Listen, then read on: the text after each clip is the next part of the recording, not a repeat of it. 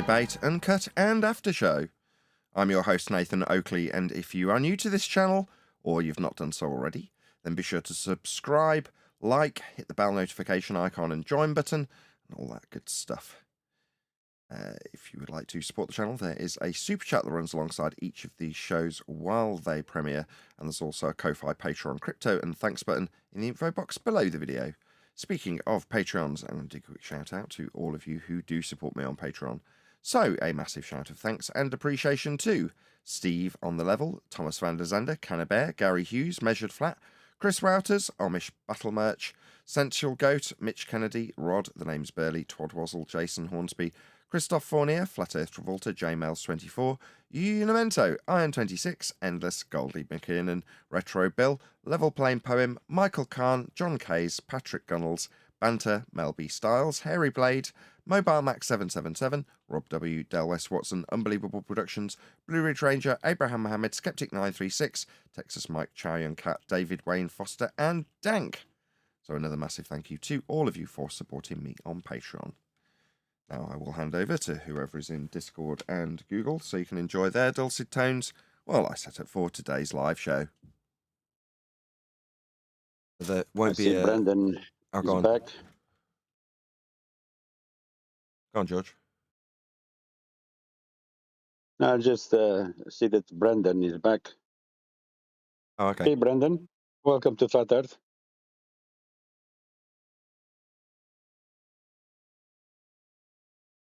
Anywho, there won't be a live stream tomorrow.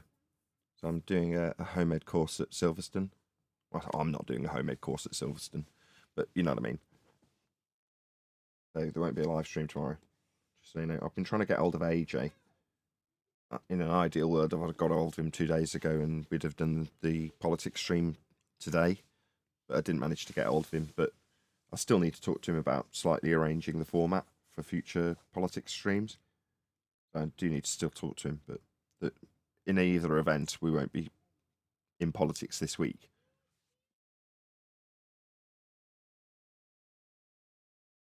Well, enjoy yourself tomorrow. Yeah, I can't wait.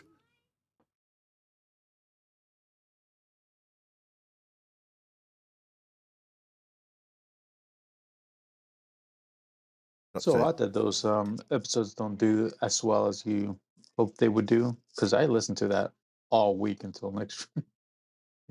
Re-listen to it every Friday. I didn't catch the first bit. Oh, it's amazing that you said that it didn't do as well as the other episodes, because it's probably one of my favorites, the Friday politics server.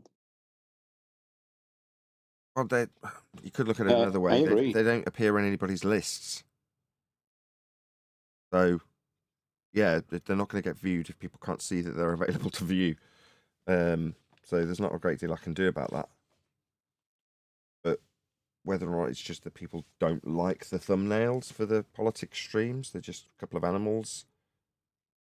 So I don't know why that would be a problem particularly. I don't know. I've no idea. They seem to be less available. So I have plenty of people say, oh, it's nice to see your video appear in my stream, and it's an Omi video. But it's certainly not politics debate that's appearing in people's streams. Even my own subscribers, I mean. So read into that whatever you like.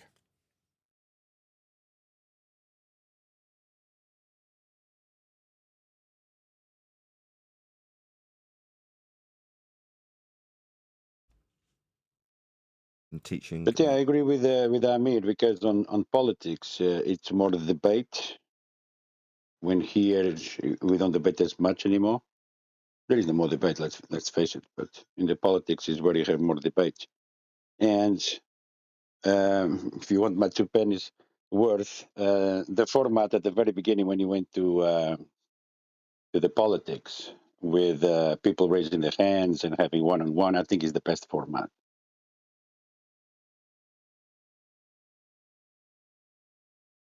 That's what I'm going to be asking AJ for, exactly that. But with less time. So, in other words, rather than chewing up 3 hours, yes, there's a fair chance that I might arrive 20 minutes before we go live. And yes, I might hang around for a little while afterwards. But during the live stream, at the moment, I think the streams are less popular because it's chaotic. Now, I get that our opponents really want a neutral platform, but what that really means, and we've already been saying this for a very long time, is they want the ability to cause audio chaos when things aren't going so well for them. But it doesn't make for a good stream. So there has to be a certain amount of control, and in that particular server, I obviously don't have any. So if it descends into audio chaos, you're completely reliant on the mods that are there recognizing the descent. And sometimes I think, I get the impression they want it, as in, oh no, we like it when the Globers get really triggered by what's happening and start rumpusing. It shows how triggered they are. You're like, that might be what you desire, but it certainly, I can tell from the ratings, isn't what the audience desires. What I desire kind of is inconsequential. I do what I do and react to what the audience likes. So from that point of view, yes, the original show we did in politics, the very first one, was by far the best received, and it had an element of organisation that the more recent ones have just lacked. So I still value politics, hence it's worth, not just going, well, that's not worth doing it. It's like, no, I'll have a chat with one of the moderators. AJ does come in here from time to time, so it's not like we can't chat to him. So yeah, I'll see if I can have a word with him, and if it ends up being him, it might be that on a Friday, because he's Australian time and it's late for him, we end up doing the show an hour earlier, or whatever it would take for that particular format to work and not be of detriment to the moderation team in politics at that particular time of the day. So yeah, I'll discuss all those things over the next week, 9 or 8 days with AJ when I next see him. But yeah, I think we can be more productive, basically. We can streamline it a little bit, and that means we're not spending 4 hours for a limited amount of material if I was to edit down a 40-minute rumpus session to 10 minutes, which I haven't got the time to do.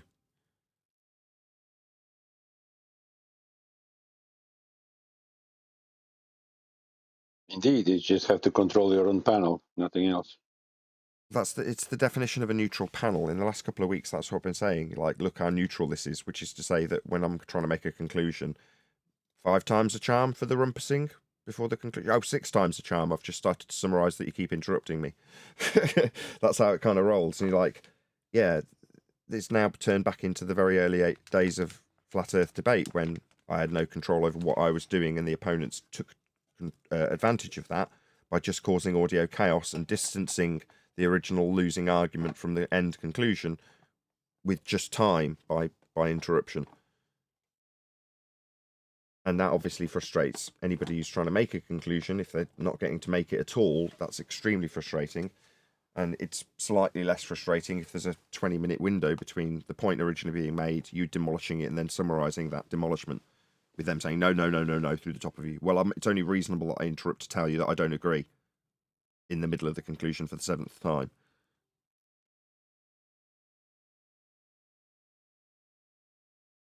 Well, I think you can solve that by solo muting people, can't you? Say that again. A good way to stop that is to directly solo mute people if they keep interrupting you. Well, I mean, here it doesn't necessarily have to even take place, because there's a general vibe in this server where it is very rare that I ever go into the Discord server and ever mute somebody. Very, very, very rare.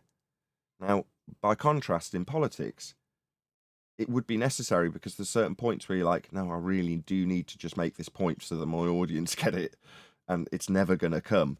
It's back in the old days. Well, that would be a useful time for me to be able to step into the server and take control of it, but I'm not in control. That's the point of being there. So it's kind of a catch-22.